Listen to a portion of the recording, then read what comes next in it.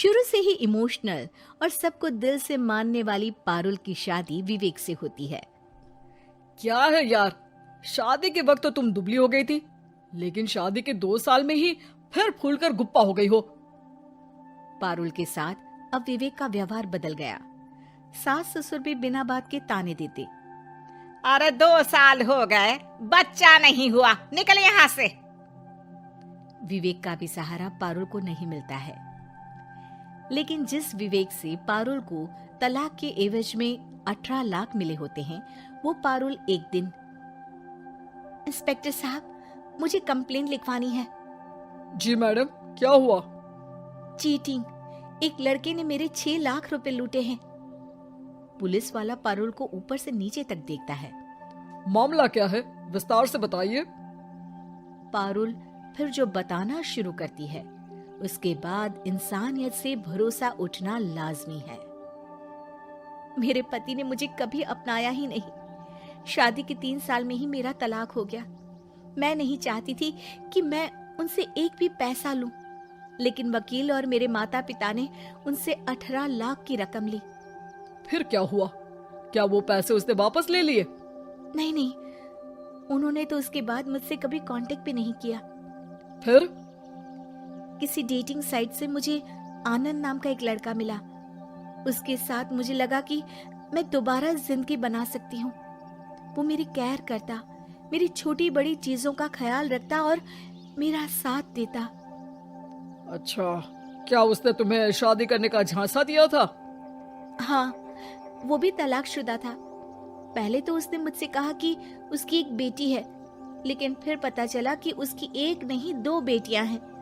इतना ही नहीं, दिल्ली के एक आम इलाके में वो बीवी और बच्चियों के साथ ही रहता है।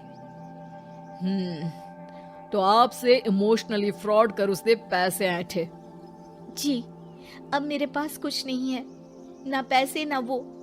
मैं बस किसी भी हालत में अपने पैसे वापस चाहती हूँ, जो मेरे बुरे वक्त में मेरे काम आ सकते हैं। ठीक है।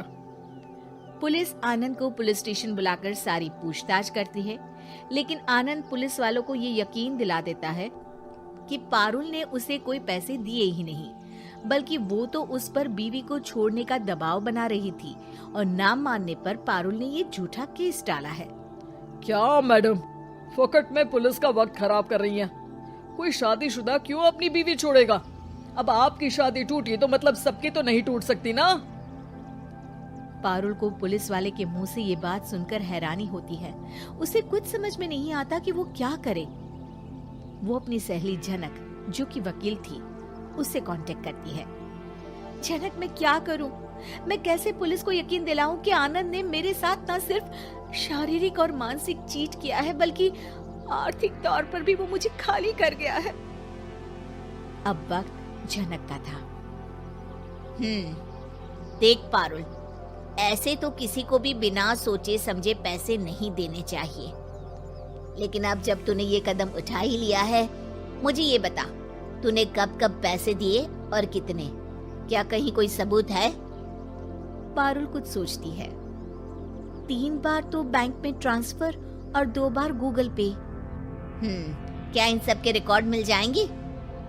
हाँ, क्यों नहीं, मैं बैंक से सब निकाल लाऊंगी। अगले दिन पारुल सारी स्टेटमेंट झनक के सामने रखती है और वो व्हाट्सएप की चैट भी दिखाती है, जिसमें कई बार आनंद ने ये बात कबूली थी कि वो उसके पूरे 6 लाख जल्द ही देगा। झनक अब पूरा केस लेकर पुलिस के पास जाती है और मामले को क्राइम एक्ट के तहत पूरे सबूत के साथ दर्ज करा आनंद की गिरफ्तारी की मांग करती है। पुलिस आनंद को लेने जैसे ही उसके घर जाता है, उसका सारा मामला बीवी और बच्चों के सामने खुल जाता है। पुलिस स्टेशन में पारुल को देखकर आनंद भड़क जाता है। ओह, तो बहुत होशियार बन रही हो तुम। ये झनक है ना तुम्हारी बचपन की सहेली? बताऊं सबको तुम्हारे बारे में? सब है मेरे पास, वो फोटो, वो वीडियो, तेरे भाई का नंबर भी है। 6 लाख क्या, अब 1 रुपया भी निकाल कर दिखा दे। वो पुलिस स्टेशन में जोर जोर से चिल्ला रहा था कि तभी पुलिस के एक सीनियर ऑफिसर को गुस्सा आ जाता है। क्यों चिल्ला रहा है? अब तो सारे सबूत है तेरे खिलाफ। ऊपर से यहाँ चिल्ला चिल्ला कर तूने खुद को तो गड्ढे में धकेल दिया है। जल्दी बता, लड़की के पैसे लौट आता है या फिर? आनंद डर जाता है। तभी उसकी बीवी और बच्चे पुलिस स्टेशन में आकर पारुल के पैसों का बैग देते हैं। मेरे पति को माफ कर दीजिए, प्लीज उन्हें पुलिस से बचा लीजिए। मेरे छोटे बच्चे हैं, ये कैसे रहेंगे? होता भी यही है।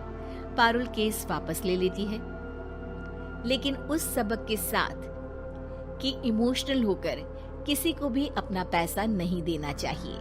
झूठ बोलकर रिश्ते कभी ना बनते हैं और ना ही निभते हैं।